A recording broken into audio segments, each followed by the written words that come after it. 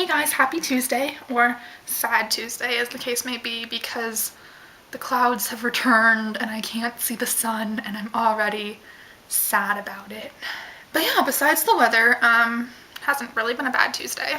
I finally wrote to Brent. I mailed him a letter yesterday and I'm really happy about that because I don't have to feel guilty anymore for not writing to him because I wrote to him. Yay! Lately, my Broadway musical class has really been making me miss playing the clarinet because a lot of times we'll in our book, there'll be the text will talk about the music, and then they'll have you know how textbooks will have charts or graphs or whatever. In our book, it'll have little pieces of the score. So you've got sheet music to illustrate the point. This is where you can see the Rogers Leap or whatever.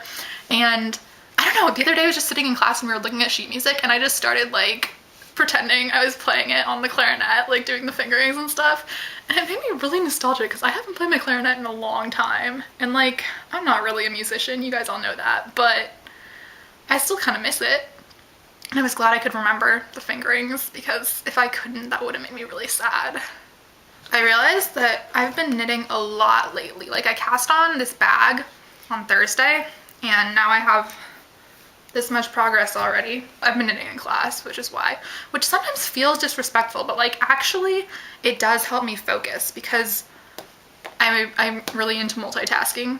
I can't function when I'm not multitasking because even if my brain's engaged, my hands will search for something to do, so then I'll end up doodling or whatever. But then I have to put too much thought into my doodles and then my brain gets distracted. Whereas with knitting, I'm just doing a lace repeat here, so it's something that I can do without thinking about it too much. So it keeps my hands busy without keeping my brain busy.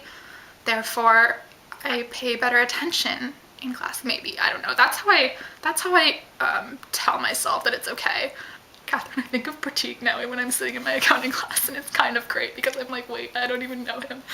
Just the other night when I was thinking about Allie and oppression, and I don't even know Allie. But I kind of know Allie. We're Facebook friends, so that's almost being real friends, right? So I was talking to my parents this weekend, and apparently last week my brother pulled his first ever all-nighter. And I mean, he's a senior in college, and my mom was like, he's a computer science major, and she was shocked that he'd never done it before. So yeah, I was a little weirded out about that.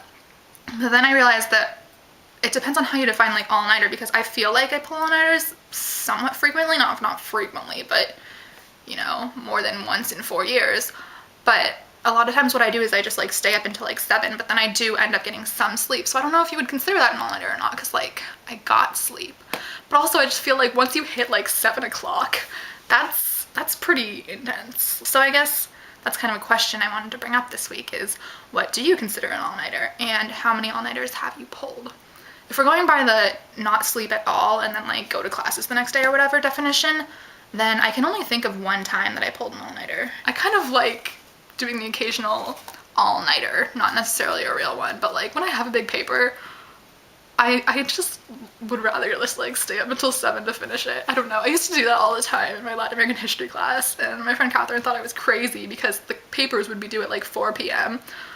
and I'd pull an all-nighter the night before. But okay, that was when it's 4 p.m. on a Friday. So if I pull the all-nighter Thursday night, then I can it's the weekend, so it's okay if my sleep cycle is more fucked up than it usually is. So I'm really excited because, okay, I'm sure you guys got that invite to the group that Nick made to get phone numbers from people, and I don't like to post my number in those groups because anyone in the group can see it, and I don't know a lot of those people, and I don't want them to have my number. So I texted Nick and I was like, hey, it's Katie, this is my number, da da da. And then I was like, you should come visit again, because he has family in the area, and I was like, you should visit your family and then visit me in Flav Flav. And yeah, and he said that his dad is actually moving up to Washington, so he will definitely be visiting sometime, and he has a lot of free time right now, so he's probably gonna come visit sometime soon, and I'm really excited. And I was like, okay, well, there's an extra room in my house and you can stay in it whenever you want for as long as you want.